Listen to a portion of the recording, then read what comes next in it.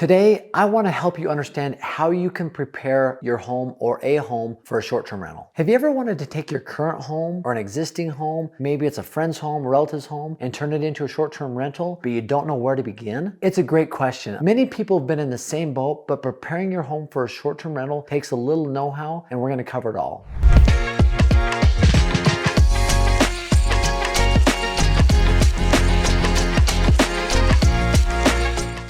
So how can you take advantage of one of the fastest growing segments of the real estate market, the short-term rental market? But let's say you don't have the money to buy one, but you currently have a home, or you might have access to a couple of homes. But the question that always comes up is, how do I convert my home into a short-term rental? So today we're gonna find out. We're gonna review what a short-term rental is, how they work, and also how you convert your home into a short-term rental. We will cover all the logistics. If you're ready, let's go.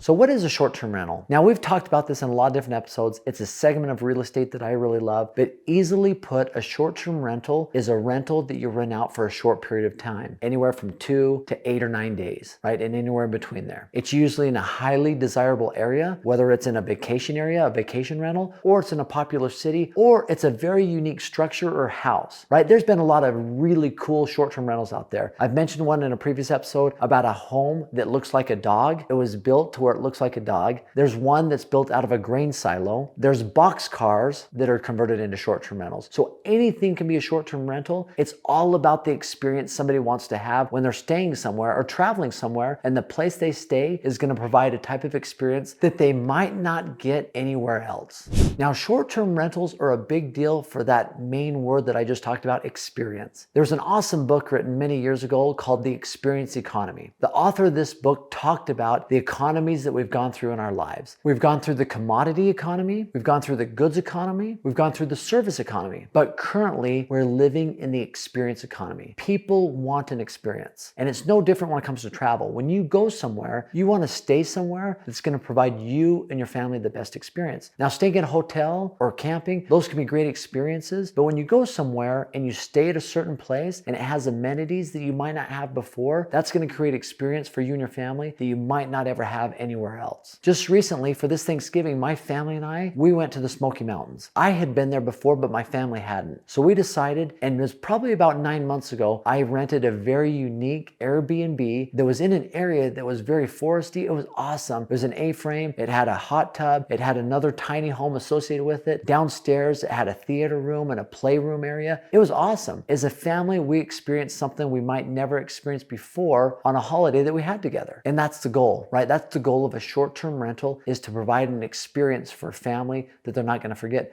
Matter of fact, one, if they had a great experience, they might want to experience it again by coming back and doing it time and time again. If you have a home, or you'd like your home to be a short-term rental, how could you make that work? I remember way back in the year 2002, the Olympics were coming to Salt Lake. I owned a condo that I lived in Salt Lake. It was a 3-bedroom, 2-bath, and I kept thinking to myself, what if we could just rent this out for the period during the Olympics? There were so many people traveling from all over the world to come and visit Salt Lake City. And if I could somehow take advantage of that, I could probably rent out my condo for $5,000, $10,000 for the week that people were there, because there was no other places to stay. But my wife was against it. I didn't know how to make it work. Sure enough, that whole strategy came into play through Airbnb and these other platforms many years later. But it was the idea of taking my existing home and turning it into a short-term rental. Now, that thought still exists today for a lot of people. But logistically, how do you make that work? Well, I had a friend of mine that was doing this probably 15 years ago. They owned their permanent residence. It was more of a cabin, and it was up in a nice area in Idaho that was desirable. It was close to Yellowstone. So what he decided to do, because he was making enough money off the nightly rentals, the weekly stays, that they rented a condo in a city that was about 20 minutes away, and they would stay there every single time that they were renting out their primary residence as a short-term rental. It ended up being a big win for him. Now, you might say, well, don't you have your mortgage on your main residence, and don't you have rent on a condo? They did, but the revenue that was coming in from the short-term rental exceeded not only their primary residence, but the condo that they were renting in the town that was a short drive away. So it is possible to do so. You've just got to have everything in place to where if you do rent out your primary residence, you've got a place to stay, whether it is with a friend, a family, or you have a place to rent.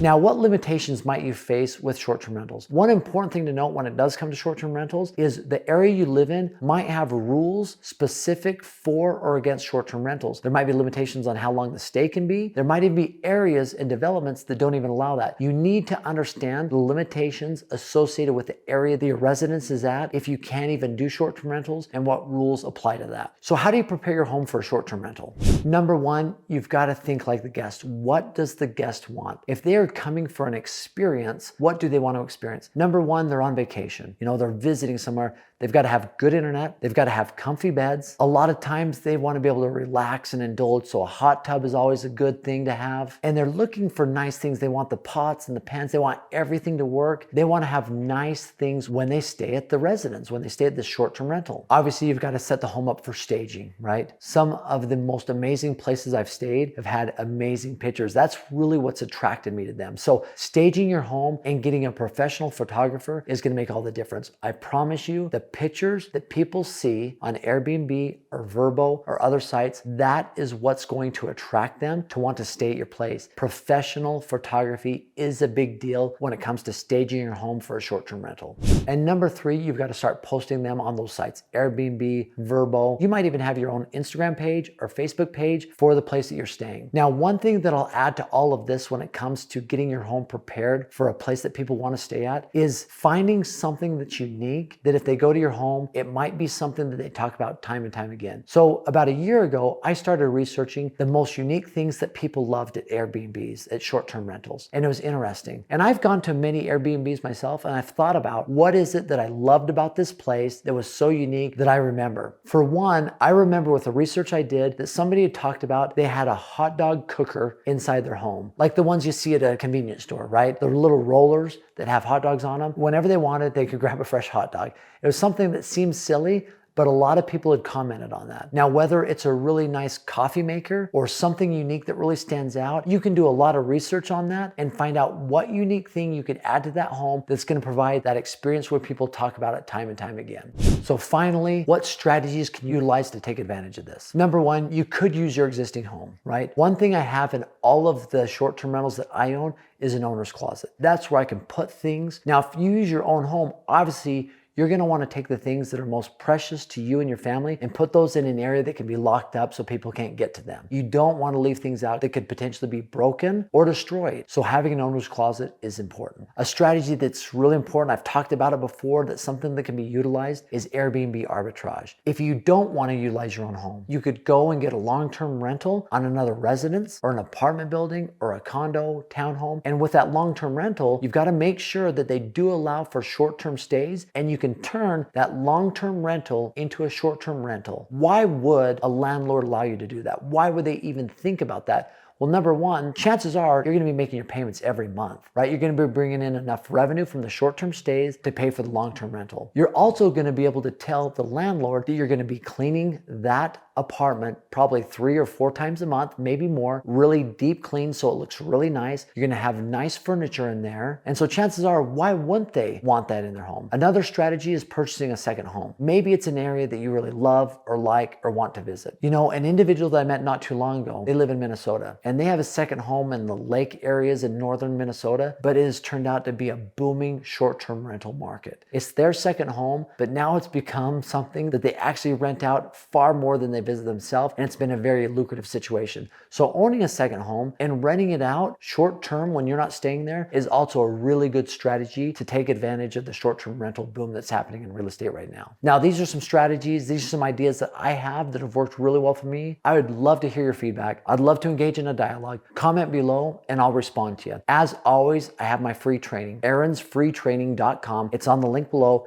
It's a short-term rental calculator. When you put in the information, it spits out to you whether it's a good deal or not. As always, thanks for visiting. I love hearing from you. Have a great day.